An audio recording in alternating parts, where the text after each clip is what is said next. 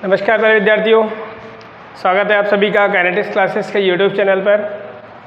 और दोस्तों, अगर आपने हमारे चैनल को सब्सक्राइब नहीं किया है तो फर्स्ट ऑफ ऑल आप चैनल को सब्सक्राइब कर लीजिए। आज मैं आपको पढ़ाऊँगा 11th क्लास की फिजिक्स का NLM वाला पार्ट, यानी कि न्यूटन्स लॉ ऑफ मोशन वाला पार्ट, जो हमारे 11th क्लास में है और साथ ही नीट और जेईई के पर्पज़ से बहुत ही इम्पोर्टेंट चैप्टर माना जाता है और बहुत एक तरीके से न्यूमेरिकली पार्ट होता है। इजीली इसका कॉन्सेप्ट होता है, पर उस पर बेस्ड न्यूमेरिकल्स बहुत टफ भी होते हैं और इजी भी होते हैं, लेकिन आपको सब कुछ समझ में आएगा।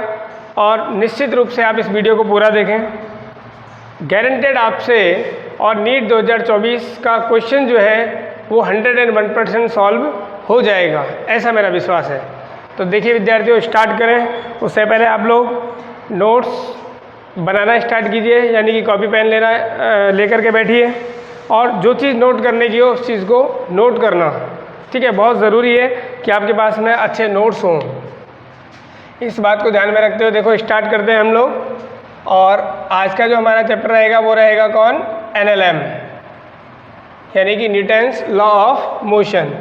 तो कॉपी पेन निकाल लिया आपने, चलो स्टार्ट करते हैं अब। NLM, Newton's law of motion. चलिए बहुत बढ़िया। तो आपको पता है कि न्यूटन्स लॉ ऑफ मोशन कितने लॉ हैं? सर 3 लॉ हैं। फर्स्ट आपको पता है लॉ ऑफ इनर्शिया है। फर्स्ट लॉ क्या है? लॉ ऑफ इनर्शिया, यानी कि NLM फर्स्ट के नाम से इसको जाना जाता है। और NLM सेकंड जो होता है, NLM सेकंड आपका बेस्ड होता है momentum, law of conservation of momentum पर बेस्ड होता है, यानी कि वो उसको हम लोग कह देते हैं आपका law of based on the law of conservation of linear momentum. Linear momentum NLM ये सेकंड के अंदर हम लोग डिस्कस करेंगे, ठीक है। और वहीं आपका NLM थर्ड है law of action reaction pair, यानी कि क्रिया प्रतिक्रिया का नियम। पहला नियम है बेटा आपका जड़त्व का नियम, दूसरा है जो आधारित होता है रेखीय संवेग संरक्षण के नियम पर, और तीसरा है आपका क्रिया प्रतिक्रिया का या युग्म का नियम, ठीक है विद्यार्थियों। तो न्यूटन की गति के 3 नियम होते हैं। पहला नियम है आपके पास में जड़त्व का नियम, दूसरा आपको पता लग गया कि रेखीय संवेग के संरक्षण के सिद्धांत पर आधारित होता है, और तीसरा जो है वो आपका एक्शन रिएक्शन पेयर, यानी कि क्रिया प्रतिक्रिया का नियम। स्टार्ट करते हैं हम लोग। पहला लॉ ऑफ इनर्शिया, यानी कि NLM फर्स्ट। इसमें विद्यार्थी आप देख पा रहे हैं कि एक वर्ड आ रहा है जिसका नाम क्या है? इनर्शिया। जिसका नाम क्या है? इनर्शिया। तो सबसे पहले हम लोग डिस्कशन किसका करेंगे? इनर्शिया का करेंगे कि व्हाट इज इनर्शिया, इनर्शिया है क्या। तो देखो विद्यार्थियों, इनर्शिया, इनर्शिया बोले तो जड़त्व, ठीक है। जड़त्व क्या है? कि किसी भी वस्तु का वह गुण, एक प्रॉपर्टी है जिसकी वजह से वह वस्तु अपनी गति में परिवर्तन का विरोध करती है, रेखीय गति में परिवर्तन का विरोध करती है। रेखीय लाना बहुत ज़रूरी है। रेखीय गति में परिवर्तन का विरोध करती है, उस राशि को उस गुण को हम लोग क्या नाम देते हैं? जड़त्व नाम देते हैं। The property of a body or object in which body oppose the change of motion of body, यानी कि बॉडी अपने में और मोशन में चेंज को क्या करती है? अपोज करती है। उस प्रॉपर्टी को हम लोग क्या नाम देते हैं बेटा? जड़त्व नाम देते हैं, इनर्शिया नाम देते हैं। क्लियर है क्या? वापस रिपीट कर देता हूँ। Inertia, the property of an object in which it oppose the change of motion of object is called inertia। तो एक प्रॉपर्टी है आपके पास इनर्शिया, जो मोशन में अपोज होने का मोशन में चेंज का क्या करती है? अपोज करती है, यानी गति में परिवर्तन का विरोध। अभी थोड़ी देर के लिए समझिए, गति में परिवर्तन हम लोग अभी देखेंगे धीरे धीरे, है ना। तो देखिए यहाँ पर हम लोग ये देखते हैं कि किस बॉडी का इनर्शिया ज़्यादा होगा, किस बॉडी का जड़त्व ज़्यादा होगा। तो हमें एक स्टेटमेंट याद रखना चाहिए कि इनर्शिया यानी कि जो जड़त्व होता है ये डायरेक्टली प्रोपोर्शनल या समानुपाती होता है मास ऑफ द ऑब्जेक्ट और मास ऑफ द बॉडी, यानी कि वस्तु के द्रव्यमान के समानुपाती होता है। द्रव्यमान जिस बॉडी का ज़्यादा होगा उस बॉडी का इनर्शिया जड़त्व भी क्या होगा, ज़्यादा होगा।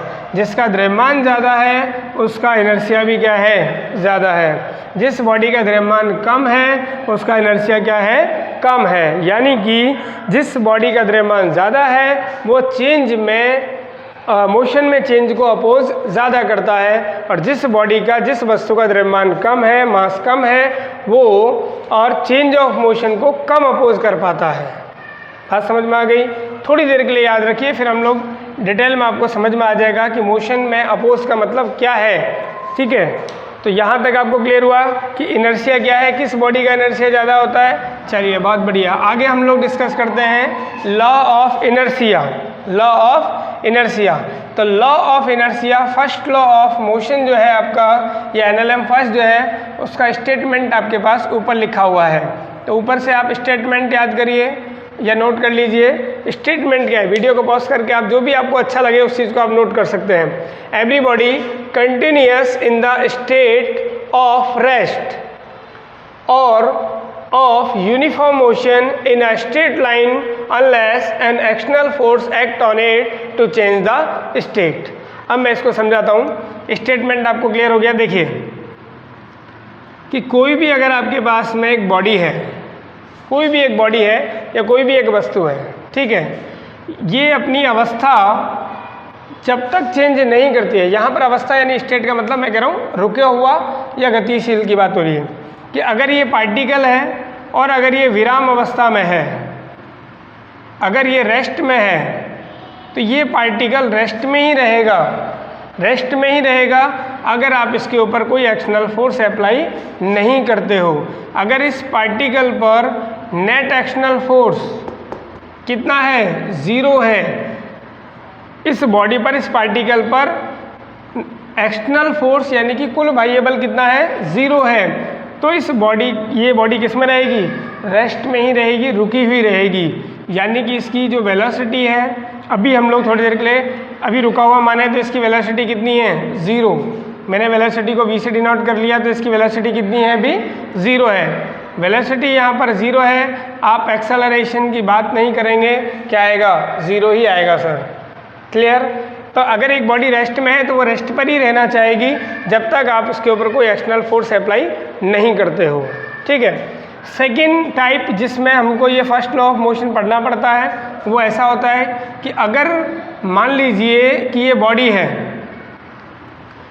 और इस बॉडी का मास m है, ये बॉडी और यूनिफॉर्म वेलोसिटी से यूनिफॉर्म मोशन में है इन अ स्ट्रेट लाइन ट्रैक या स्ट्रेट लाइन पाथ पर, ये यूनिफॉर्म वेलोसिटी से मूव कर रही है। सरल रेखीय पथ पर ये अगर नियत वेग से गतिशील है, इसका जो वेग है, इसकी जो वेलोसिटी है वो हमने कितनी मान ली, v है, और स्ट्रेट लाइन ट्रैक पर अगर ये मूव कर रही है तो अगर आप इसके ऊपर एक्सटर्नल फोर्स अप्लाई नहीं करते हो, सुनिएगा ध्यान से,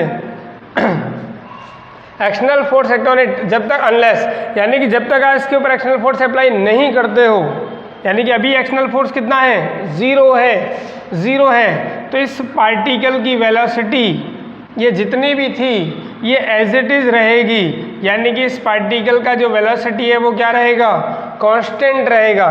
वेलोसिटी कांस्टेंट होने का मतलब है कि change of velocity, change of velocity आपके पास में क्या हो जाएगा, 0। और ये आप जानते हैं कि rate of change of velocity क्या होता है, एक्सेलरेशन, तो यहाँ पर एक्सेलरेशन भी क्या आएगा, 0 आएगा। यानी कि अगर ये पार्टिकल यूनिफॉर्म वेलोसिटी से और एक स्ट्रेट लाइन पाथ पर मूव कर रहा है तो अगर इसके ऊपर आप एक्सटर्नल फोर्स अप्लाई नहीं करते हो तो इस पार्टिकल का वेलोसिटी कांस्टेंट ही रहेगा, ये ऑलवेज v वेलोसिटी से ही इसी ट्रैक पर मूव करता रहेगा, इसकी डायरेक्शन में कोई भी चेंज नहीं आएगा। ठीक है, क्योंकि वेलोसिटी कांस्टेंट का मतलब है, वेलोसिटी आपको पता है कि वेक्टर क्वांटिटी है, इसके पास मैग्नीट्यूड भी होता है यानी परिमाण भी होता है, और इसके पास डायरेक्शन यानी कि दिशा भी होती है। तो वेलोसिटी कांस्टेंट का मतलब है कि इसका जो मैग्नीट्यूड है, वैल्यू है, वो भी कांस्टेंट है, और इसकी डायरेक्शन भी क्या रहेगी, सेम ही रहेगी। इस बॉडी की डायरेक्शन में कोई भी चेंज नहीं हो सकता है, और इसकी जो वेलोसिटी है, जो वैल्यू है, वो हमेशा क्या रहेगी बेटा, ये भी कांस्टेंट रहेगी। अगर ये पार्टिकल 5 मीटर पर सेकंड से मूव कर रहा है, तो अगर जब तक आप एक्सटर्नल फोर्स अप्लाई नहीं करोगे तब तक ये पार्टिकल उसी वेलोसिटी से ट्रेवल करता रहेगा, और उसका एक्सेलरेशन कितना रहेगा, 0 रहेगा। अगर बॉडी रेस्ट पर है, अगर उसका वेलोसिटी 0 है तो उसका वेलोसिटी 0 ही रहेगा, वो रेस्ट पर ही रहेगा। मैं समझता हूँ आपको first law of motion NLM first आपको समझ आ गया होगा कि यहाँ पर बॉडी क्या कर रही है कि एक्सटर्नल फोर्स अप्लाई नहीं करते हो आप, तो बॉडी अपनी स्टेट में ही रहना चाहती है, अपनी स्टेट को चेंज नहीं करना चाहती है। अगर वो रुकी हुई है तो वो रुकी हुई रहना चाहेगी, अगर वो यूनिफॉर्म वेलोसिटी से नियत वेग से एक सरल रेखीय पथ पर गति कर रही है तो उसी वेग से उसी पथ पर बने रहना चाहेगी जब तक आप उसके ऊपर कोई एक्सटर्नल फोर्स अप्लाई नहीं करोगे। बात क्लियर हो रही है क्या? बिल्कुल। अगर यहाँ पे हम लोग बात करें थोड़ी देर के लिए, अभी हमने कहा बेटा इनर्शिया की बात की हमने, तो इनर्शिया भी तो एक प्रॉपर्टी थी जो उस बॉडी को उसी स्टेट में रहने के लिए कहती है, यानी कि वो स्टेट चेंज होने को क्या करती है, अपोज करती है। अगर पार्टिकल एक्सटर्नल फोर्स के थ्रू अपनी स्टेट को चेंज करना चाहेगा तो इनर्शिया एक ऐसी प्रॉपर्टी है जो उस पार्टिकल या बॉडी के स्टेट में चेंज होने को अपोज करेगी। यानी कि इनर्शिया कहता है कि अगर बॉडी रेस्ट पे है तो वो रेस्ट में ही रहना चाहेगी। तो एक तरीके से inertia first law of motion की तरह काम कर रहा है, इसलिए हमने इसको नाम दिया लॉ ऑफ इनर्शिया, कि ये जो है ये इनर्शिया का लॉ है। बॉडी अपने स्टेट में ही रहना चाहेगी, स्टेट को चेंज करना नहीं चाहेगी जब तक उसके ऊपर आप कोई एक्सटर्नल फोर्स अप्लाई नहीं करोगे। ये स्टेटमेंट आपको जो लिखा हुआ है ये एकदम क्लियरली आपको समझ में आ गया होगा। यही है आपका NLM फर्स्ट यानी कि Newton's law of motion first. Clear है क्या? चलें आगे। चलो वीडियो को पॉज करके रोक करके आप इसको नोट कर लिया करो, जो भी बात आपको अच्छी लगे उसको नोट ज़रूर करें, आपके पास नोट्स होना बहुत ज़रूरी है। चलिए आगे हम लोग डिस्कस करें कि NLM फर्स्ट के लिए अगर हम लोग बात कर रहे हैं तो NLM फर्स्ट यानी कि लॉ ऑफ इनर्शिया को और 3 टाइप से हम लोग डिस्कस करते हैं, 3 पार्ट्स में हम लोग डिस्कस करते हैं। फर्स्ट है आपके पास में इनर्शिया ऑफ रेस्ट। पहला है इनर्शिया ऑफ रेस्ट, पहला है इनर्शिया ऑफ रेस्ट यानी कि विराम का जड़त्व। पहला क्या है? विराम का जड़त्व। दूसरा है आपके पास में inertia of motion, inertia of motion यानी कि गति का जड़त्व, गति का जड़त्व। और तीसरा है आपके पास में inertia of direction, inertia of direction यानी कि दिशा का जड़त्व। 3 पार्ट्स में हम लोग इसको डिस्कस करते हैं, ठीक है? विराम का जड़त्व, गति का जड़त्व और दिशा का जड़त्व। विराम के जड़त्व की अगर मैं बात करूं तो ये यही कहता है कि अगर वस्तु रुकी हुई है तो वह रुकी हुई ही रहेगी, उसकी स्थिति में कोई भी परिवर्तन नहीं आएगा।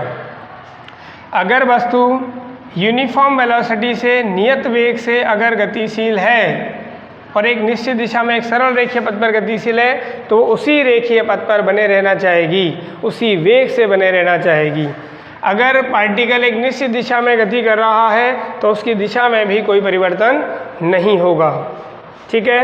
एग्जाम्पल से अगर हम लोग इसको समझने की कोशिश करें, एक बहुत बढ़िया एग्जाम्पल आपको देते हैं। जैसे मान लीजिए कि आप लोग कहीं जाते हैं, मामा के, फूफा के या कहीं भी जाते हैं, तो हम भारतीय आदमी एक काम करते हैं कि बस स्टैंड पर और आधा घंटे पहले पहुंच जाते हैं। जो हमारा बस का टाइम होता है उससे आधा एक घंटे पहले ही पहुंच जाते हैं, क्योंकि बस आती है तो हम लोग उसमें और खिड़की से गमछा डाल करके, तौलिया डाल करके, बैग डाल करके, यहाँ तक कि छोटे बच्चे को भी खिड़की से डाल करके और जगह फिक्स कर लेते हैं कि हमारी सीट बुक कर लेते हैं। तो वैसा ही हमने किया कि मान लीजिए कि आप बस स्टैंड पर गए, बस अचानक से आई, अपने नियत समय पर आएगी, तो भीड़ इतनी होती है, बसों की संख्या कम है, भीड़ इतनी ज़्यादा होती है कि लोग बाग चलती हुई बस में ही खिड़कियों से अपना बैग डाल देते हैं और बच्चा भी डाल देते हैं, छोटे बच्चे को, कि ये सीट इनका जो है वो बुक हो गई है।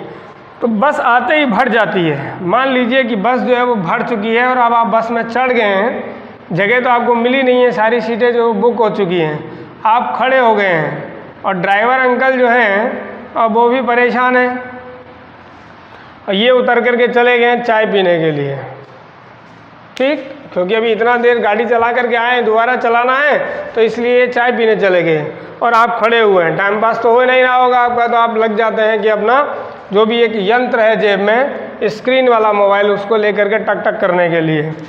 बहुत गंदी आदत है, सुधार लो इसको।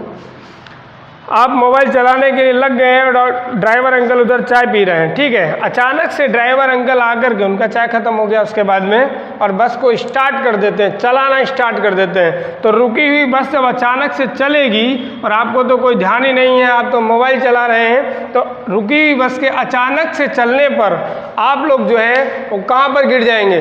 पीछे की तरफ जा कर के और गिर जाएंगे, पीछे की तरफ जाकर के गिर जाएंगे। तो ये किसकी वजह से हुआ? तो इसको हम लोग नाम देते हैं कि ये विराम के जड़त्व की वजह से हुआ, कि रुकी हुई बस के अचानक से चलने पर यात्री का पीछे की तरफ गिरना किस पर आधारित होता है? इनर्शिया ऑफ रेस्ट पर आधारित होता है। क्यों? क्योंकि मैं समझाता हूँ कि बस जब रुकी हुई थी तो आप भी बस के साथ रुके हुए थे, आपके पैर भी बस के साथ रुके हुए थे, आपकी पूरी जो बॉडी है वो रेस्ट पर थी, बिल्कुल। अब जैसे ही अचानक से बस चली तो आपकी बॉडी तो पहले रेस्ट में थी, तो वो रेस्ट पे ही रहना चाहेगी, क्योंकि उसके ऊपर कोई एक्सटर्नल फोर्स अप्लाई नहीं हुआ है। लेकिन बस के चलने से आपके पैरों वाला जो हिस्सा है, जो बस के कांटेक्ट में है, ये बस के साथ मोशन में आ जाएगा और बॉडी का अपर पार्ट जो है वो इनर्शिया यानी कि रेस्ट में रहना चाहेगा। तो बॉडी के अपर पार्ट और नीचे वाले हिस्से के बीच में और एक विरोधाभास उत्पन्न हो जाएगा, ये चलना चाहेगा, ये रुकना चाहेगा, तो आप धड़ाम से पीछे गिर जाओगे। समझ में आ गया कि नहीं आया? चलो बहुत बढ़िया, यही है आपका विराम का जड़त्व। अब बस जो है वो चल चुकी है, बहुत बढ़िया तरीके से बस चल रही है, ड्राइवर अंकल मस्ती से बस चला रहे हैं, हम फिर गिर के संभल गए थे।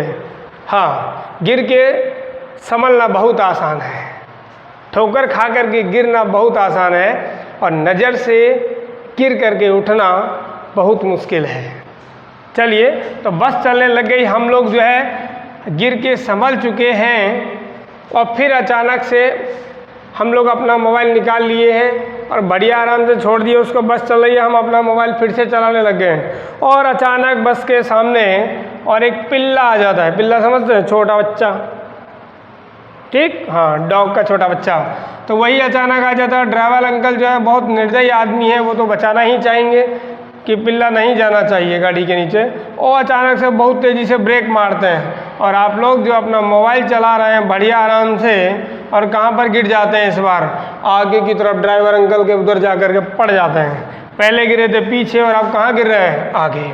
तो चलती हुई बस के अचानक से रुकने पर, चलती हुई बस के अचानक से रुकने पर आपका आगे की तरफ गिरना, ये किसका एग्जाम्पल होता है?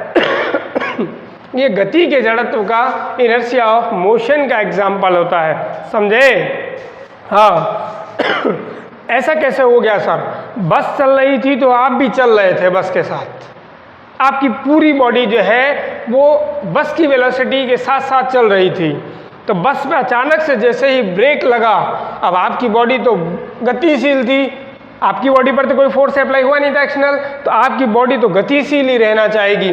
लेकिन पैरों वाला जो हिस्सा है ये और बस के कांटेक्ट में है, तो ये तो रुकना चाहेगा, और आपकी बॉडी जो है वो मोशन में रहना चाहेगी, तो आप आगे जाकर के धड़ाम से गिर जाते हैं। तो ये एग्जाम्पल हुआ आपका इनर्शिया ऑफ मोशन का। इसका बढ़िया दूसरा एग्जाम्पल और भी है। जब हम लोग किसी चलती हुई वाहन से उतरते हैं, जैसे प्राइवेट बसों में ऐसा होता है अधिकांश है कि आगे सवारी लेने के चक्कर में वो पूरे स्टैंड पर बस को पूरी तरीके से नहीं रोकते हैं और कह देते हैं कि आगे मुँह करके उतरिए, आगे मुँह करके उतरिए, बस को धीरे कर लेते हैं। तो पहला नसीहत हम आपको ये देते हैं, सलाह देते हैं कि बस को पूरा रुकवाइए, उसके बाद उतरिएगा, ठीक है, गिर जाएगा, चोट लग जाएगी।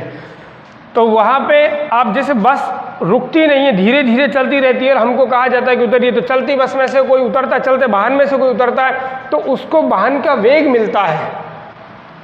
अब चलते हुए वाहन में से अगर उतरेंगे तो वाहन जो भी जिस भी वेग से चल रहा होगा और जिस भी दिशा में जा रहा होगा वही वेलोसिटी, वही डायरेक्शन आपको मिल जाएगी। तो जैसे आप उससे उतरेंगे तो आपको वेग मिला, आप गतिशील रहना चाहोगे, लेकिन आपका पैर जैसे ही ज़मीन पर पड़ा अचानक से तो आप रेस्ट पर आ गए। आपकी बॉडी का जो पैरों वाला हिस्सा है वो ज़मीन के साथ रुकी हुई अवस्था में आ गया, लेकिन अपर बॉडी जो है वो वाहन के वेग से आगे चलना चाहेगी और यहाँ एक विरोध उत्पन्न हो गया और हैंड टू हैंड आप जो है वो गिर जाते हैं, घुटने आपके छिल जाते हैं। इसलिए पूरी गाड़ी को रुकवाइए, उसके बाद उतरिएगा, ठीक। तो ये भी किसकी वजह से होता है? गति के जड़त्व की वजह से होता है, समझ जाओगे। हाँ, इससे बचने के लिए जैसे करते हैं बहुत बार कि लड़के जो है वो उतरते हैं तो थोड़ा सा बस के उसको हैंडल को पकड़ के थोड़ा उसके साथ भाग लेते हैं तो बच जाते हैं, क्योंकि वो गतिशील अवस्था में ही रहे। बॉडी भी यही चाहती है कि आप थोड़ा सा गतिशील रहें और फिर आप अपना संतुलन बन गया तो आप आराम से रुक जाएंगे। बात समझ में आ गया? चलो बहुत बढ़िया, आगे चलते हैं। ये है आपका डायरेक्शन, यानी कि इनर्शिया ऑफ डायरेक्शन, दिशा का जड़त्व। ये भी वैसे तो इसी में आ जाता है, लेकिन मैं इसको बढ़िया से समझा देता हूँ कि जब आप किसी सर्कल पर साइकिल लेकर के घूमते हैं, किसी गली में जैसे साइकिल लेकर के घूमते हैं, किसी सर्किल पर घूमते हैं, तो आपको बॉडी को थोड़ा सा झुकाना पड़ता है ताकि आप उस हैंडल को और एक क्या दे सको, दिशा दे सको, बल दे सको। अगर बल नहीं लगाते, झुकते नहीं, उस हैंडल पर बल नहीं लगाते इसे झुकने के लिए, तो क्या होता, उधर पतासी के ठेले में आप घुस जाओगे, ठीक है। हाँ, तो आपको दिशा अगर बदलनी है तो एक्सटर्नल फोर्स अप्लाई करना पड़ता है। अगर आप एक्सटर्नल फोर्स अप्लाई नहीं करेंगे, साइकिल को ऐसे नहीं करेंगे, तो फिर आप सीधे चले जाओगे, आपकी दिशा बदलेगी नहीं। आगे समझ में? तो आप उसी दिशा में रहना चाहते हैं जब तक आप बल नहीं लगाते हैं। तो ये है आपके पास इनर्शिया ऑफ डायरेक्शन। मुझे लगता है कि ये जो है आपके पास NLM फर्स्ट जो है पूरी तरीके से आपको समझ में आ गया होगा। केवल मैं थ्योरेटिकल कॉन्सेप्ट की बात कर रहा हूँ, न्यूमेरिकल मैं आपको बहुत बढ़िया तरीके से समझा दूंगा। और भी फर्स्ट ऑफ ऑल हम लोग कॉन्सेप्ट की बात करते हैं। इजी कॉन्सेप्ट आपको समझ आया कि नहीं आया? कमेंट बॉक्स में बहुत ज़रूरी है आपका बताना। अगर आपको समझ में आया है तो ज़रूर बताइएगा, ठीक है। आगे हम लोग पढ़ते हैं NLM सेकेंड। तो वीडियो को देखते रहिए और देखते रहिए काइनेटिक्स क्लासेस के यूट्यूब चैनल को अपने दोस्तों के साथ में शेयर ज़रूर करिएगा और चैनल को सब्सक्राइब भी करवाइए भाई, बहुत कम सब्सक्राइबर हैं हमारे, ठीक। चलिए, धन्यवाद। आज हम लोग पढ़ रहे हैं, अभी हम लोग पढ़ रहे हैं NLM फर्स्ट खत्म करने के बाद में NLM second, Newton's law of motion second. उम्मीद है आपको फर्स्ट समझ में आया होगा। अब हम लोग पढ़ लेते हैं NLM सेकेंड। ये भी बहुत बढ़िया है, Newton's law of motion second. चलिए देखिए, ध्यान से देखिएगा और वही कॉपी पेन निकाल लीजिए, लिखना स्टार्ट भी करना है। ऐसे कहाँ बैठ जाते हो धीरे धीरे, ठीक है। चलिए भाई स्टार्ट करें। तो ये तो हम सीधी रेखा खींच ही दिए हैं, सीधा है क्या, हल्का सा बेंड है, चलो चल जाएगा, कोई बात नहीं। अब मान लीजिए कि हम लोग एक ट्रैक पर, और इस तरीके से आपके पास ये ट्रैक है और इस पर हम एक ऑब्जेक्ट को रख दिए हैं और इस ऑब्जेक्ट का मास कितना है, m, और इस पार्टिकल का वेलोसिटी कितना है, v। चलो बहुत बढ़िया। अगर एक पार्टिकल है, m मास का पार्टिकल है और v वेलोसिटी से ट्रेवल कर रहा है, v वेलोसिटी से, v वेग से गति कर रहा है, m द्रव्यमान का कण v वेग से गति कर रहा है, तो भैया इस बॉडी पर क्या होगा, एक संवेग उत्पन्न होगा, एक लीनियर मोमेंटम, रेखीय संवेग यानी कि मोमेंटम इसके अंदर प्रोड्यूस्ड हो जाएगा, ठीक है। अब मोमेंटम की अगर हम लोग बात करें तो उसको पी से डिनोट करते हैं। ये आता है बेटा the product of mass and its velocity. यानी किसी वस्तु के द्रव्यमान और उसके वेग के गुणनफल को ही हम लोग क्या कहते हैं, संवेग कहते हैं। समझ में आ जाएगा कि नहीं आएगा? तो ये रहा आपके पास संवेग, P बराबर mv, कि वस्तु के द्रव्यमान को वेग से गुणा करने पर कौन बनता है, संवेग बनता है। चलो बहुत बढ़िया। सर प्रैक्टिकली फील नहीं आया कि संवेग है क्या? तो बेटा संवेग क्या है? संवेग किसी गतिशील वस्तु का जो गति से संबंधित जो भी क्वांटिटी होता है, जो भी मात्रा होती है गतिशील, वो पूरे की पूरी संवेग से निर्धारित होती है। गतिशील वस्तु की और जो पूरी की पूरी क्वांटिटी है, मात्रा है, वो किससे निर्धारित होती है, संवेग से। कि अगर संवेग किसी पार्टिकल के पास है तो इसका मतलब निश्चित है कि वो गतिशील है। चलो हम लोग देख लिए हैं कि किसी वस्तु के द्रव्यमान और वेग के गुणनफल को संवेग कहते हैं। द्रव्यमान का मात्रा किलोग्राम होता है, वेलोसिटी का मीटर पर सेकंड होता है। बहुत बढ़िया, वेरी गुड। यूनिट डायमेंशन की बात हम लोग कर ही लेंगे। यहाँ अगर हम लोग बात करें कि P बराबर mv है, हाँ बिल्कुल है। m की वैल्यू को अगर आप नियत कर देंगे, हाँ m की वैल्यू को नियत कर देंगे तो क्या हो जाएगा, P प्रोपोर्शनल टू V हो जाएगा। यानी कि समान द्रव्यमान के कण के लिए वेग का मान बढ़ाने पर संवेग का मान भी बढ़ जाता है। अगर V का मान नियत कर देंगे, हाँ सर कर लेंगे, हमको क्या जाता है, नियत वेग से अगर आप किसी कण को गतिशील करोगे तो कण का जो संवेग होता है वो उसके द्रव्यमान पर निर्भर करता है, और द्रव्यमान के क्या होता है, समानुपाती होता है। यहाँ पर अगर संवेग और वेग में ग्राफ बनाओगे तो वेग इधर बढ़ेगा, संवेग इधर बढ़ेगा, ग्राफ तो सरल रेखा ही मिलेगा। इसकी बात करोगे तो द्रव्यमान को इधर ले लोगे, संवेग को इधर ले लोगे, संवेग और द्रव्यमान में ग्राफ खींचोगे तो सरल रेखा ही मिलेगा। वहीं अगर हम लोग बात करें कि P को ही नियत कर दिया जाए, संवेग ही अगर नियत हो जाए, तो द्रव्यमान और वेग का गुणनफल भी क्या हो जाएगा, नियत। इसका मतलब है कि वेग बराबर हो जाता है नियत बटे में m, यानी कि v और m दोनों एक दूसरे के क्या हो गए, व्युत्क्रमानुपाती क्रमानुपाती हो गए। व्युत्क्रमानुपाती क्रमानुपाती का ग्राफ कैसे बनता है सर, ऐसे बनता है कि इधर हम लोग ले लिए हैं v, इधर हम लोग ले लिए हैं m। समझ में आ गया क्या, कि द्रव्यमान को बढ़ाने पर वेग का मान कम होता है और द्रव्यमान को कम करने पर वेग का मान बढ़ता है। तो ये संवेग के बारे में आपको छोटी छोटी जानकारी होना बहुत ज़रूरी है। छाप लीजिए इसको, वीडियो को रोक करके हम हटा रहे हैं, ठीक है, बहुत बढ़िया, वेरी गुड। चलो भाई, LLM सेकंड की बात कर रहे थे, लेकिन हम लोग संवेग पर पहुंच गए। अब हमको यहाँ पर NLM सेकंड की बात करनी है। m द्रव्यमान का कण है, v वेग से गतिशील हो रहा है। v वेग से क्या कर रहा है, गति कर रहा है। अब v वेग से गति करेगा तो इसका संवेग कितना आएगा, अभी अभी हम लोग पढ़ लिए हैं, संवेग कितना आएगा भैया, mv आएगा। चलो बहुत बढ़िया। NLM सेकंड के अकॉर्डिंग क्या होता है, NLM सेकंड के अकॉर्डिंग स्टेटमेंट ये आता है कि अगर आप किसी बॉडी पर एक्सटर्नल फोर्स अप्लाई करते हो, चलो मैं आपको बहुत डिटेल में ही ले जाता हूँ, थोड़ी देर और रुक जाइए। देखो u आपके पास हो गया इसका इनिशियल वेलोसिटी, इस पार्टिकल का इनिशियल वेलोसिटी कितना हो गया u। ये पार्टिकल था m मास का, m द्रव्यमान का ये कण है, u वेग से गतिशील है, ठीक, बहुत बढ़िया।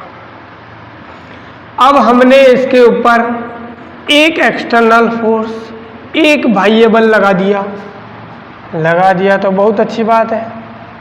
बाह्य बल अगर आप लगा दोगे तो इस कण की स्थिति में परिवर्तन हो जाएगा, ये कण यहाँ से यहाँ पहुँच जाएगा, और बल लगाने पर इसके वेग में भी परिवर्तन हो जाएगा।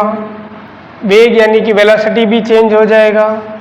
मैं नहीं कह रहा हूँ कि v की वैल्यू हमेशा u से ज़्यादा ही होगी, v u से कम भी हो सकता है। अगर आपने फोर्स अपोजिट डायरेक्शन में लगाया होता, पार्टिकल इधर आ रहा था, हम इधर फोर्स लगा दिए, तो फिर v कम भी हो जाएगा। तो v की वैल्यू u के ज़्यादा भी हो सकती है और कम भी हो सकती है, डिपेंड करता है फोर्स कैसे अप्लाई किया गया है। यहाँ अगर मैं बात करूँगा तो यहाँ पर इस कण का और संवेग निकालूंगा तो द्रव्यमान इनटू आता है भैया वेग, यहाँ द्रव्यमान m है, वेग उसका u है। यहाँ पर अगर संवेग की बात करूंगा तो यहाँ पर द्रव्यमान तो चलो मान लिया वही है, यहाँ पर वेग बदल गया तो संवेग हो गया mv। यहाँ पर हमने संवेग बदल लिया मान लो वेग की वजह से, तो यहाँ पर संवेग mu और यहाँ पर संवेग mv, यहाँ अलग है यहाँ अलग है। तो संवेग में यानी कि मोमेंटम में क्या आएगा, चेंज। संवेग में क्या होगा, परिवर्तन होगा, चेंज ऑफ मोमेंटम। तो चेंज ऑफ मोमेंटम अगर आप निकालेंगे dp या डेल्टा p, जो आपकी इच्छा, तो निकाला जाता है p फाइनल माइनस का p इनिशियल करके। तो dp अगर आप निकालोगे तो सर mb माइनस का क्या हो जाएगा, mu हो जाएगा। ये हो गया आपके पास में संवेग में परिवर्तन। यहाँ से लेकर के यहाँ तक इस पार्टिकल को पहुँचने में कुछ ना कुछ टाइम भी लगा होगा। तो टाइम हमने मान लिया कितना लग गया, t। टाइम कितना लग गया, t लग गया। तो t टाइम के अंदर संवेग में परिवर्तन कितना हुआ, dp, ऐसा मान लीजिए। तो यूनिट टाइम में कितना होगा, या शॉर्ट टाइम लोगे तो ऐसा मान लो कि dt टाइम के अंदर संवेग में चेंज कितना हो गया, dp। dt टाइम के अंदर dp चेंज होता है तो यूनिट टाइम में कितना होता है, उसको बोलते हैं हम लोग dp अपॉन dt। तुमको चीनी खरीदना हमने सिखा रखा है, याद है, नहीं याद है? 5 किलो चीनी अगर 200 रुपये का आता है तो 1 किलो चीनी कितने का आता है, बताए थे? तो वही तो कह रहे हैं कि dt टाइम में अगर संवेग में परिवर्तन dp है तो इकाई समय में कितना होगा, बोला dp बटे में dt कर लेंगे। जैसे 200 बटे में 5 करोगे चीनी के लिए, हाँ तो चीनी याद है तो ये भी याद हो जाएगा, कहाँ दिक्कत आएगा। तो ये हो गया बेटा संवेग में परिवर्तन की दर। इसको हिंदी में क्या पढ़ते हैं हम लोग, संवेग में, हिंदी बहुत बढ़िया सब्जेक्ट है, वो भी पढ़ते रहना चाहिए। संवेग में परिवर्तन की दर यानी कि rate of change of linear momentum, rate of change of linear momentum. ये हो जाएगा सर, इधर तो हम कर देंगे mb माइनस का mu और अपॉन में कर देंगे कौन, t। कहाँ दिक्कत है, बोले कोई दिक्कत नहीं है। इसका मतलब इतना समझ में आ गया कि भाई संवेग में परिवर्तन होता है। संवेग में क्या होता है, परिवर्तन। तो स्टेटमेंट ये बना लो, when an external force applied on an object then its position and linear momentum is also change. अगर किसी वस्तु पर बाह्य बल आरोपित किया जाता है तो उसकी स्थिति और उसके संवेग में परिवर्तन आता है। ठीक है, बहुत बढ़िया। अब एनएलएम का अगला स्टेटमेंट यह है कि आरोपित बाह्य बल का मान, applied external force, force apply करने पर संवेग में परिवर्तन आ गया, लीनियर मोमेंटम में चेंज हो गया। ये आगे rate of change of momentum, rate of change of momentum. तो एक्सटर्नल फोर्स कितना अप्लाई किया, तो अप्लाइड एक्सटर्नल फोर्स, आरोपित बाह्य बल का मान संवेग में परिवर्तन की दर के समानुपाती होता है। याद कर लोगे, the rate of change of the applied external force is directly proportional to the rate of change of linear momentum, rate of change of linear momentum। हाँ, यहाँ पर आपने प्रोपोर्शनल का साइन हटा करके हमेशा की तरह कांस्टेंट ला दिया, dp अपॉन में dt एज इट इज रहेगा, k कांस्टेंट हो गया। अनफॉर्चुनेटली यहाँ पर k की वैल्यू दुर्भाग्य से कितनी होती है, 1 होती है। याद कर लो भाई, हो जाएगा। तो ये है आपका एनएलएम सेकंड का स्टेटमेंट। समझ में आया कि नहीं आया? यहाँ से पता लग गया कि एक्सटर्नल फोर्स अप्लाई करते हो तो संवेग में परिवर्तन होता है, या हमने परिवर्तन की दर भी निकाल लिया पर यूनिट टाइम, तो वहीं से स्टेटमेंट बना दिया। ये आपका एनएलएम सेकंड का स्टेटमेंट रहा। एनएलएम बहुत बड़ा है, इनकी भी खत्म हो गया है, अब इसमें इनकी भी डाल लेते हैं। यहाँ तक तुम लोग जब तक इसको छाप लो, धीरे धीरे आएगा। तुम क्या सोच रहे हो? देखिए भाई, इधर हम लोग एक पार्टिकल ले लिए। देखिए बेटा, m मास का एक पार्टिकल है, बिल्कुल है सर। इसकी वेलोसिटी इनिशियली हमने कितनी मान ली, 0। ओह, इसका मतलब ये किस पर है, रेस्ट पर। रेस्ट बोले तो कहाँ पर है, विराम अवस्था में।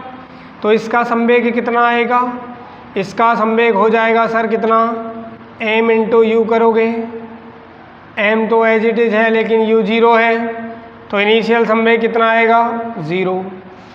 आपने इसके ऊपर एक्सटर्नल फोर्स अप्लाई कर दिया, बाह्य बल आरोपित कर दिया। बाह्य बल आरोपित करने पर t समय के अंदर इसका द्रव्यमान तो m ही रहा, लेकिन इसका वेग कितना हो गया, वेलोसिटी हो गई v।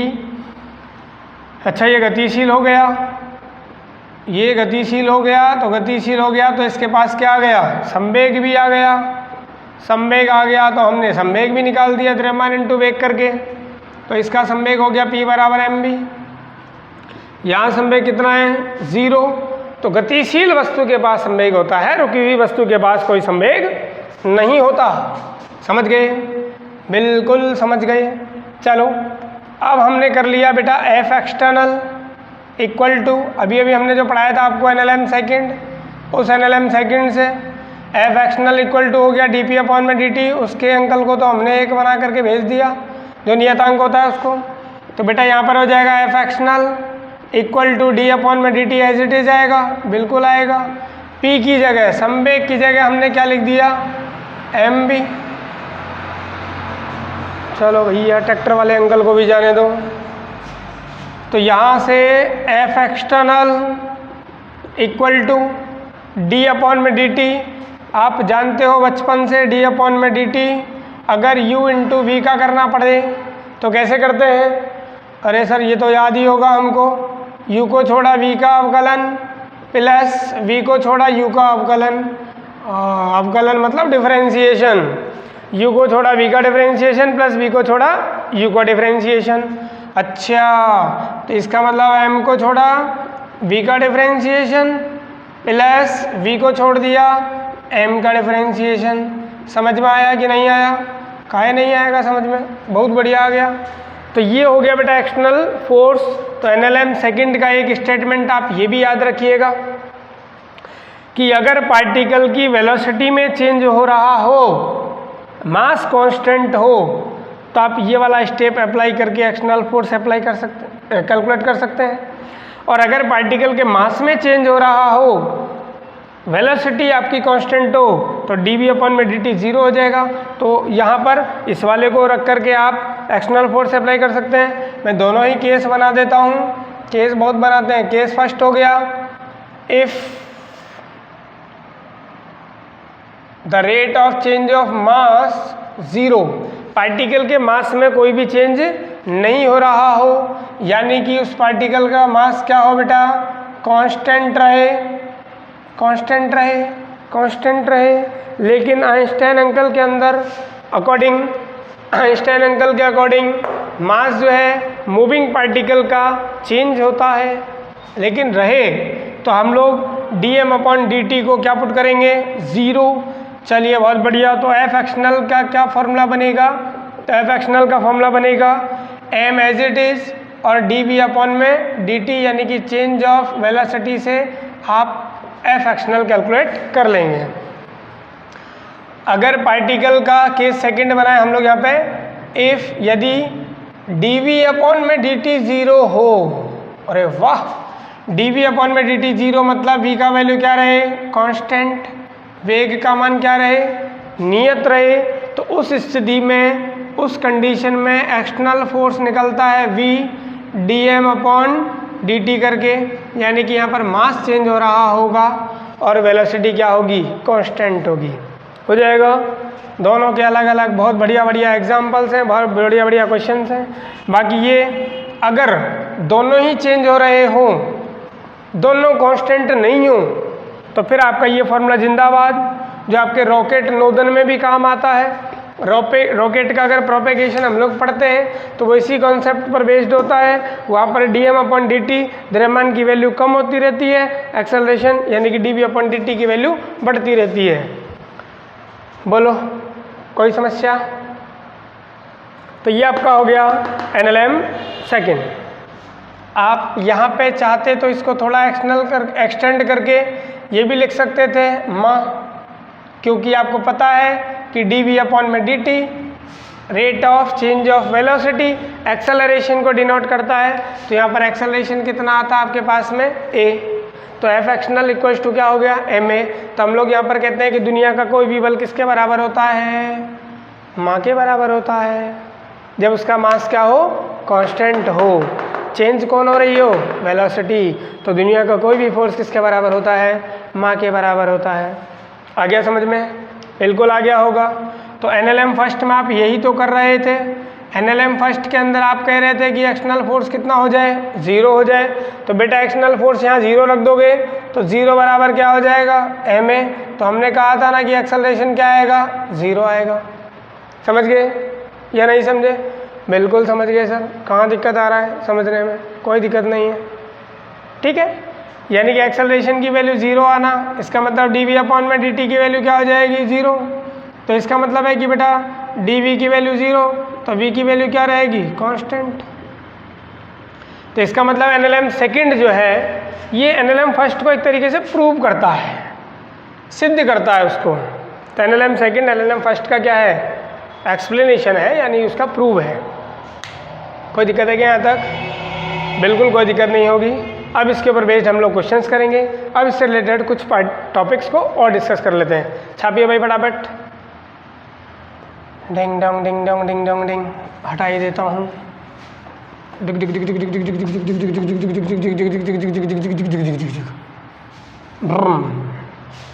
देखिए भाई, हमने पढ़ा NLM सेकंड। हाँ सर पढ़ तो लिए हैं, बहुत बढ़िया।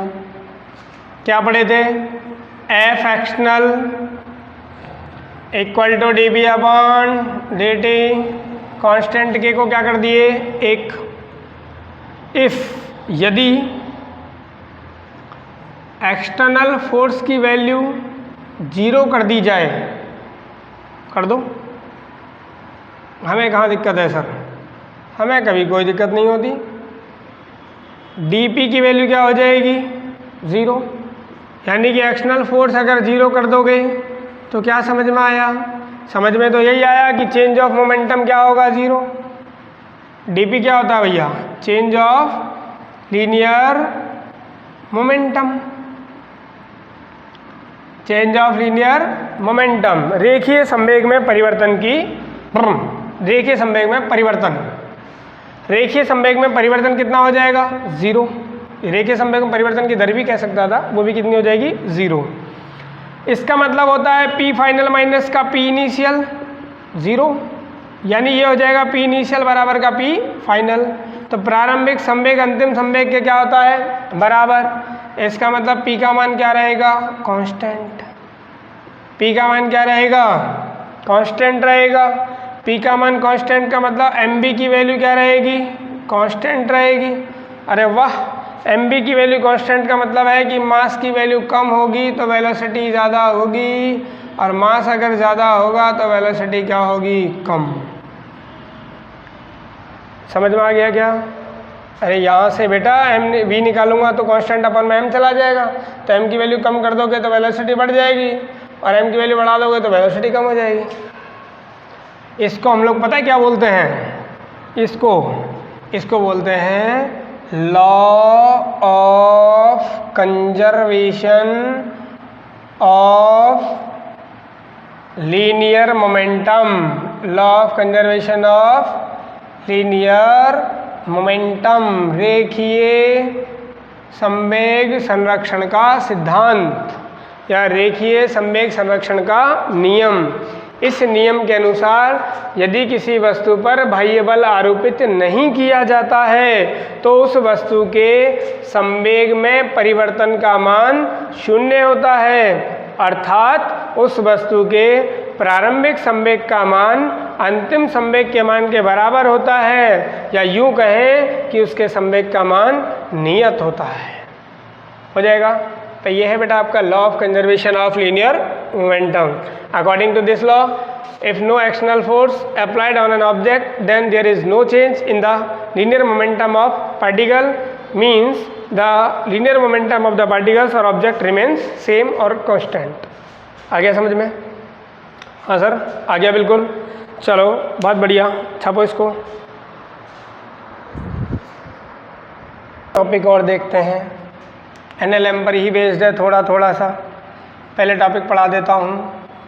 नाम तो सुना होगा, इम्पल्स बोले तो आवेग। इम्पल्स बोले तो आवेग, ठीक है। अगर कोई बॉडी है, अगर इस बॉडी या पार्टिकल पर आप वेरी शॉर्ट टाइम पीरियड के लिए एक्सटर्नल फोर्स अप्लाई करते हो, डेल्टा टी बहुत अल्प होना चाहिए, अति अल्प, बहुत कम समय के लिए। अगर बाह्य बल आरोपित करते हो, जैसे किसी को हमने पटाखे से थप्पड़ मार दिया पट, तो थप्पड़ का उसके साथ कांटेक्ट कितने टाइम के लिए रहा, वेरी शॉर्ट टाइम पीरियड के लिए। या फिर एज एग्जांपल जैसे क्रिकेटर एक बॉल फेंकता है गेंदबाज, और बैट्समैन उसको फटाक से एक इंस्टेंट ऑफ टाइम के अंदर ही क्या कर देता है, बाउंड्री लाइन के बाहर भेज देता है। ऐसी कंडीशन में जब बहुत ही कम समय के लिए और किसी वस्तु पर बल आरोपित किया जाए, तो बेटा उस वस्तु पर आरोपित बल और समय, अल्प समय, इन दोनों के गुणनफल को हम लोग क्या कहते हैं, इम्पल्स आवेग कहते हैं। अच्छा, तो इम्पल्स आई इक्वल टू होता है force, external force into delta T या डी टी। जितने भी टाइम पीरियड के लिए आप फोर्स अप्लाई करेंगे वो आएगा। कोई दिक्कत? कोई दिक्कत नहीं है सर।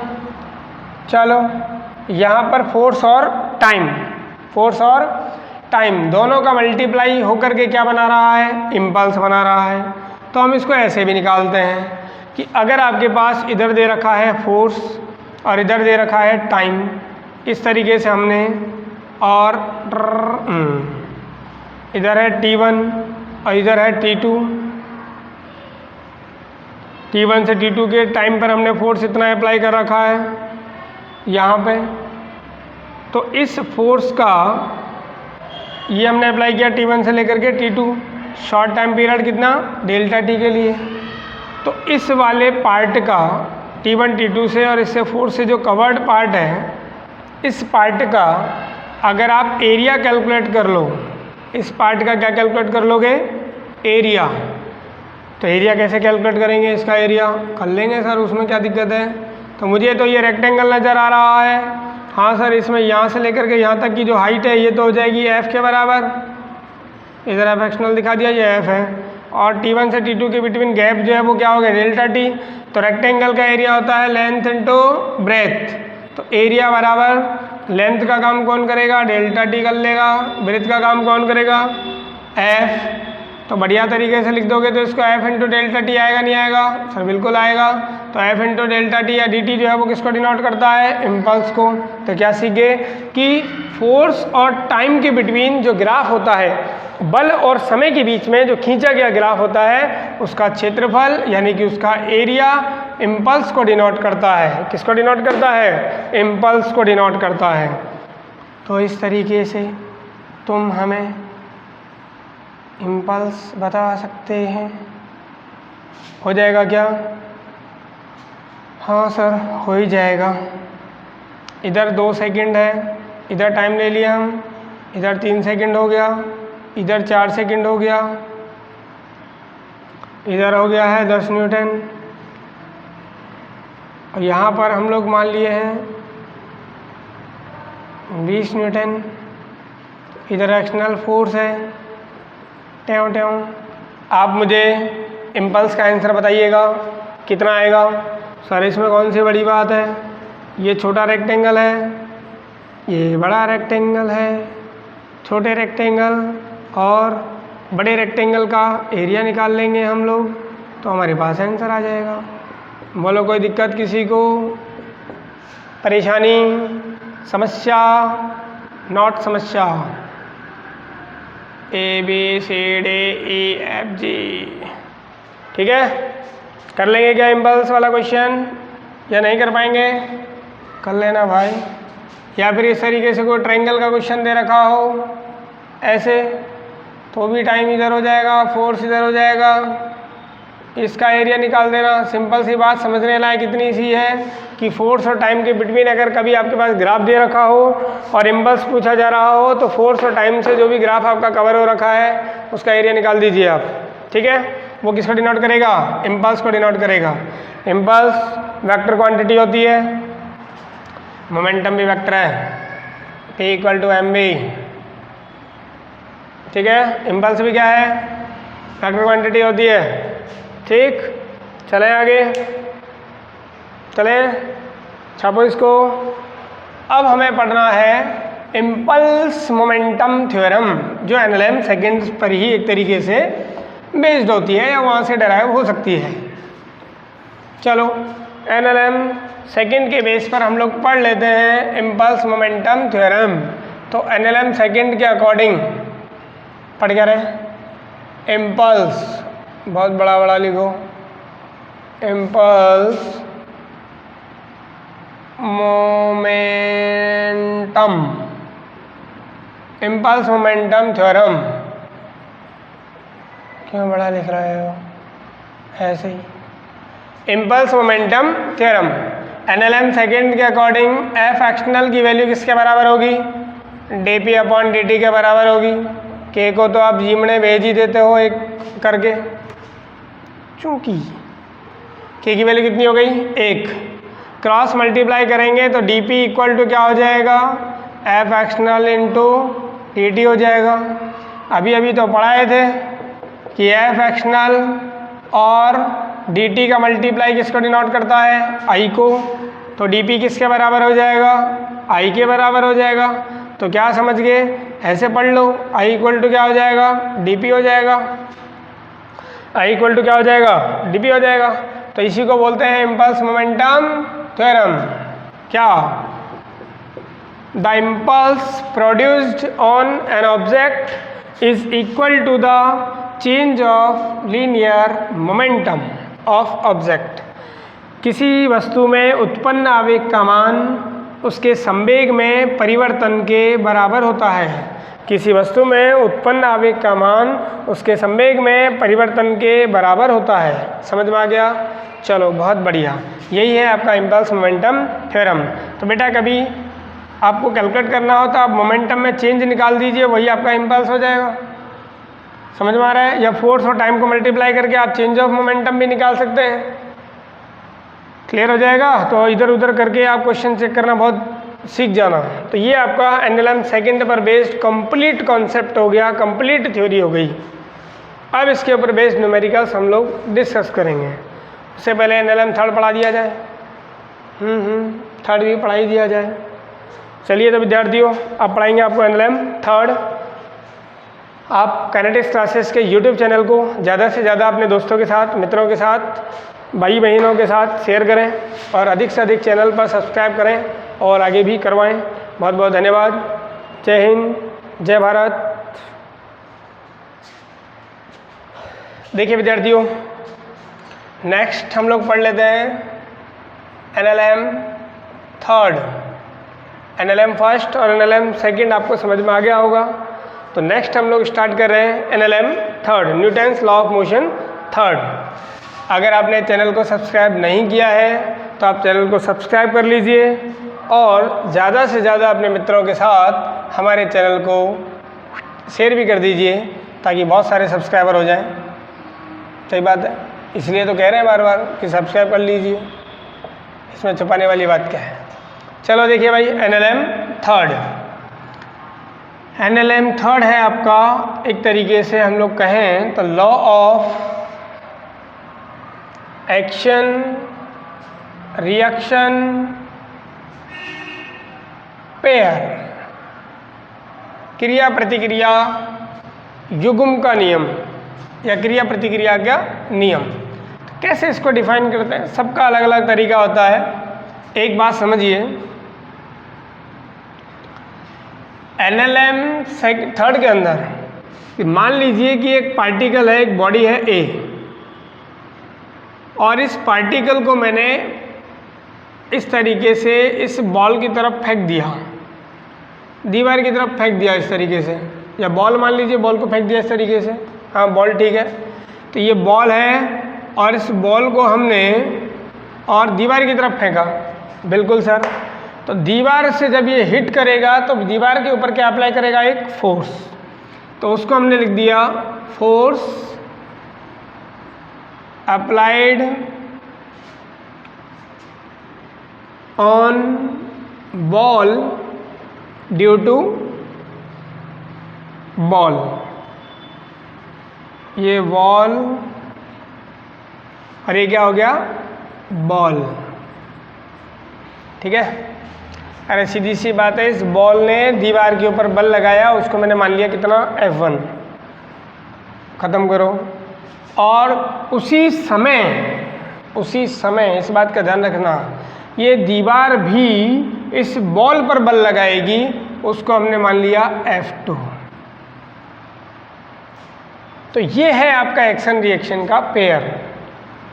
यानी एक वस्तु अगर दूसरी वस्तु पर बल आरोपित करती है तो उसी समय दूसरी वस्तु भी पहली वस्तु पर बल आरोपित करती है। तो यहाँ बल कितने हो गए? 2 हो गए। तो यहाँ 2 बल आरोपित होते हैं, यानी कि 2 फोर्स एग्जिस्ट करते हैं। यहाँ पर 2 forces exist in the action reaction pair. 2 बल लगते हैं, पहली वस्तु द्वारा दूसरी पर लगाया गया और दूसरी वस्तु द्वारा पहली पर बल लगाया गया। आ गया समझ में? तो हम लोग उनको लिख दिए F12 force on 1 due to 2 second, और एक हो गया F21 force on 2 due to 1। आ गया समझ में? तो 2 बल परिभाषित होते हैं। और एक खास बात कि दोनों बल सेम इंस्टेंट ऑफ टाइम पर अप्लाई होते हैं बेटा, यानी कि सेम टाइम पर अप्लाई होते हैं। मैं यूँ भी कहूँ कि टाइम गैप, समय अंतराल कितना होता है, तो इनमें टाइम गैप कितना होता है? 0। कि जब पहली वस्तु दूसरी पर बल लगाती है तो उसी समय दूसरी भी पहली पर बल लगाती है, तो बेटा टाइम गैप कितना आता है? यहाँ पे 0 आता है। आ गया समझ में? नेक्स्ट बात यह है कि पहली वस्तु जितना दूसरी पर लगाती है, दूसरी वस्तु भी पहली पर उतना ही लगाती है। यानी कि दोनों के बलों का परिमाण, F12 की परिमाण ये बराबर होगा F21 के परिमाण के।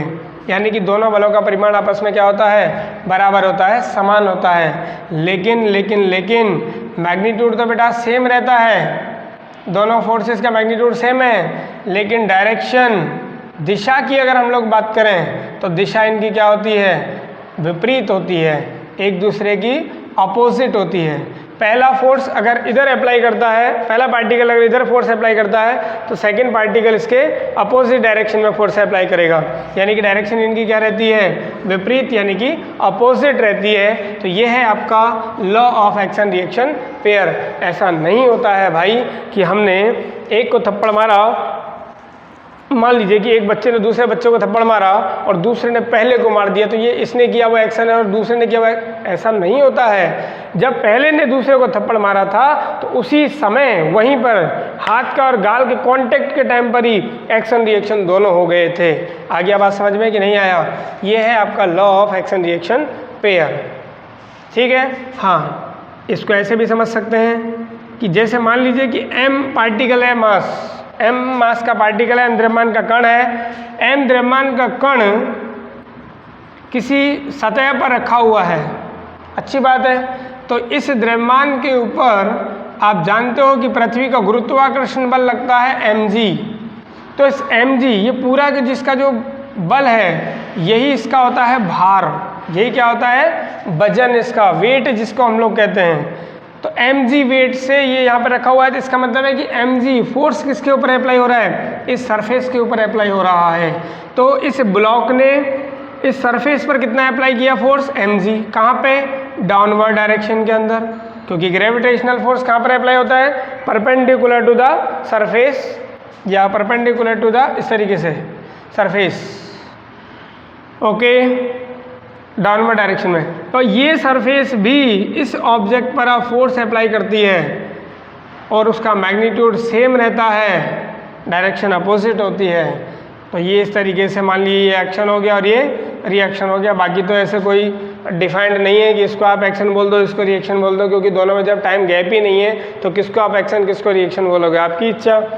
ठीक है। बाकी कहने के लिए n का वैल्यू जो है वो किसके इक्वल है, mg के, यानी कि दोनों फोर्सेस का, इसको नॉर्मल फोर्स हमने नाम दे दिया, तो n की वैल्यू mg के क्या होती है, इक्वल होती है। डायरेक्शन दोनों की एक दूसरे की क्या है, अपोजिट है। सेम सरफेस पर नहीं सर, दो अलग अलग सरफेस पर फोर्स अप्लाई करते हैं। तो एक पॉइंट आप और इसमें इन्वॉल्व कर लीजिएगा कि both the forces are applied on the two different bodies, दोनों बल दो अलग अलग बॉडीज पर अप्लाई होते हैं। इस ब्लॉक ने सरफेस पर लगाया था तो फिर सरफेस ने ब्लॉक पर लगाया था। आ गया समझ में? तो ये है आपका NLM थर्ड। अब हम लोग इसके अंदर आगे पढ़ेंगे FBD या इक्विलिब्रियम ऑफ द पार्टिकल या बैलेंस ऑफ पार्टिकल, तो वो हम लोग पढ़ेंगे, पार्टिकल का संतुलन। इस तरीके से NLM थर्ड तक आपका थ्योरेटिकल जो पार्ट है ये कंप्लीट आपका हो चुका है। नेक्स्ट सेशन के अंदर हम लोग इन तीनों पर बेस्ड FBD क्वेश्चन जो भी है वो सब कंप्लीट कर लेंगे। तब तक के लिए आप देखते रहिए काइनेटिक्स क्लासेस का यूट्यूब चैनल। हमारे चैनल को सब्सक्राइब ज़रूर करें और ज़्यादा से ज़्यादा अपने मित्रों के साथ में शेयर करें। धन्यवाद। जय हिंद, जय भारत।